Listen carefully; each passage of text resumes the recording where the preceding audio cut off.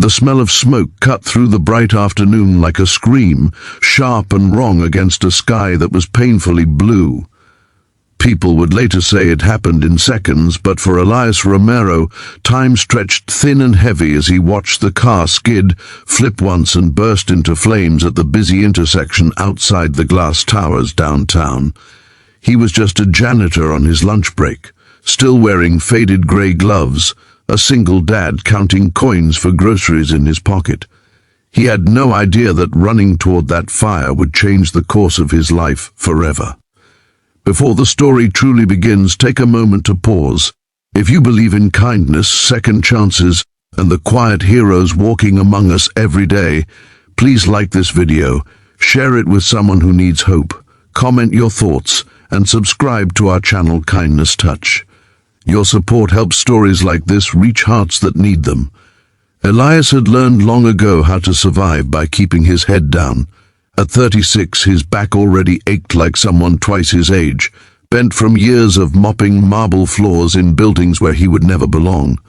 Every morning he walked his 8-year-old son Mateo to school, tying his shoes with careful fingers and promising him, again, that things would get better. Those promises were fragile, made of hope and exhaustion, but they were all Elias had. His wife had passed away 3 years earlier after a sudden illness, leaving him alone with grief, medical bills, and a child who still sometimes cried himself to sleep. Daytime was when Elias worked the hardest, scrubbing away other people's messes under the glare of sunlight pouring through office windows, pretending not to notice the looks that passed through him as if he were invisible. That afternoon he had stepped outside with a paper-wrapped sandwich, planning to eat on the curb where he could feel the warmth of the sun for a few minutes. The city was alive in that familiar daytime rhythm, horns, footsteps, conversations floating through the air. Then came the screech of tires, the violent crack of metal, and the sudden bloom of fire. A sleek black car lay mangled in the middle of the road, flames licking up its sides. People froze, phones rising into the air, fear rooting them in place. Elias felt fear too, a deep animal fear that clawed at his chest, but something stronger pushed him forward. He thought of Mateo. He thought of how easily a life could disappear. He dropped his sandwich and ran. The heat was unbearable as he approached, sunlight reflecting off flames that twisted and danced. Smoke burned his eyes, but he could see a figure trapped inside, slumped against the steering wheel. Without thinking about consequences or the fact that he had no training, Elias yanked at the warped door with everything he had. His hands screamed in pain, skin blistering, but the door gave way enough for him to reach in. He coughed, choking, muscles trembling, and pulled the woman free just as the fire roared louder behind them. They collapsed on the pavement together, daylight spinning above them, sirens wailing in the distance. The woman he had dragged from the car was unconscious, her face streaked with soot, her expensive suit torn and burned at the edges. Elias didn't know it then, but she was Alina Caldwell, the CEO of a powerful tech firm whose name glittered across the very building he cleaned every night. To him, she was simply a human being who had been moments from dying. Paramedics arrived, pushing Elias aside, wrapping the woman in blankets. As they loaded her into the ambulance, her eyes fluttered open briefly. Through the haze of pain and shock, she focused on Elias. Her lips moved, forming words so quiet they barely reached him, but they struck his heart harder than the heat of the fire. She asked him if he was hurt, not who he was, not why he was there, but if he was okay. Those words followed Elias long after the ambulance doors slammed shut. He stood there shaking, his gloves burned through, hands raw and blistered. Someone tried to thank him, another person filmed him without asking, but soon the crowd dispersed. Elias returned to work late, supervisors frowning at his soot-stained uniform. He didn't mention the fire. Heroes, he had learned, were rarely rewarded in real life. That night he soaked his hands in cold water at the tiny kitchen sink, while Mateo watched with wide eyes. Elias told him there had been an accident and that everyone was safe. Matteo hugged him tightly, small arms fierce in their love, and Elias felt something loosen inside his chest. Days passed. The story of the burning car made the news, but Elias never saw his own face on screen. The reports focused on the CEO's condition, on traffic delays, on bystanders who filmed the flames. Life went on in its harsh daytime clarity. Bills piled up. Matteo needed new shoes. Elias worked extra shifts, his injured hands wrapped in cheap bandages. He felt foolish sometimes for having expected anything else. Kindness, he believed, was its own reward, even when it hurt. Alina Caldwell woke up in a hospital room flooded with daylight, machines humming softly around her. Pain radiated through her body, but beneath it was a strange clarity.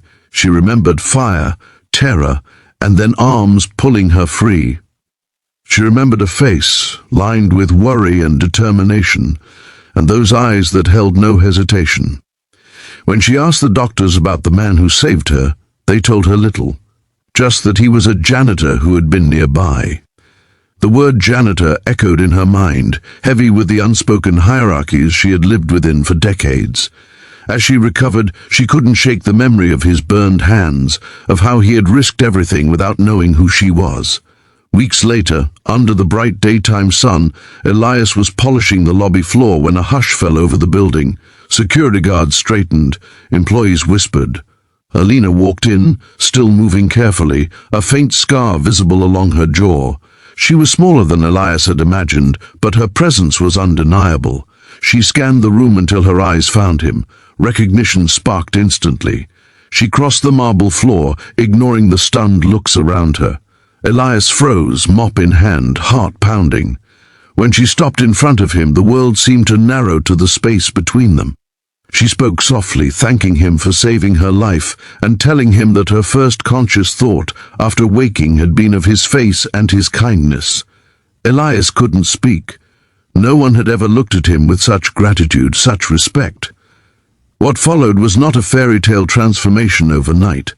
Alina didn't hand him a check or offer him a corner office. Instead, she listened. She asked about Matteo, about his life, about what he wanted beyond survival. Elias admitted he had once dreamed of becoming an electrician, a job with stability and dignity, but had never been able to afford the training. Alina saw something in his humility and quiet strength that challenged everything she believed about success. She arranged for Elias to enroll in a certification program, covering costs without spectacle. She ensured his work hours were adjusted so he could attend classes during the day and still be there for his son. The changes were slow but profound. Elias studied at night while Matteo colored at the table beside him. He learned to believe cautiously that the future could be different. Alina, meanwhile, began to change too. The fire had stripped away her sense of invincibility. She started initiatives within her company focused on fair wages and education opportunities for support staff, not as charity, but as recognition of human worth. She often thought of the janitor who had run toward flames while others froze. On the day Elias received his certification, the sun shone brightly through the classroom windows. Matteo sat in the front row, beaming with pride. Elias's hands still bore faint scars, reminders of the moment that had ignited this new path. He felt taller somehow, not because his life was perfect, but because he had been seen. Later that afternoon, he returned to the intersection where it had all begun.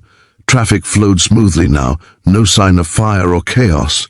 He closed his eyes, breathing in the ordinary daytime air, grateful beyond words. If this story has reached you, if it has stirred something in your heart, please take a second to like this video, share it with someone who believes in quiet courage, and comment below to let us know how it made you feel. Your engagement helps stories of compassion travel farther than tragedy ever could. Just before we end, we have a special request. Please comment the word hope if you believe one act of kindness can change many lives. It lets us know you're here with us, and it encourages others to keep believing too. Elias never became famous. He never wanted to.